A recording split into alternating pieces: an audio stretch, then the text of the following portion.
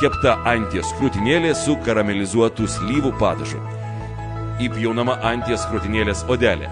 Paruošiamas alyvuogių aliejaus, pipirų ir imbiero marinatas ir jame krūtinėlė marinuojama 15-20 minučių. Pamarinuota mėsytė dedama į keptuvę ir apkepama iš odelės pusės. Apkepta krūtinėlė dedama į krosnį ar orkaitę, odelė į viršų. Apibarstoma pipirų mišiniu bei druska ir baigiama kepti. Svogūnai pjaustomi kubeliais ir apkepami svieste. Į keptuvę dedamas smulkintas salieras, nevirti sausi ryžiai ir viskas pakepinama. Pastoviai maišant pilamas sausas vynas ir vištienos sultinys.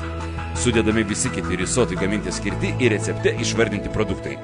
Sviestas ir cukrus dedami į keptuvę ir kaitinami, kol cukrus paruduoja ir tampa vientisa mase.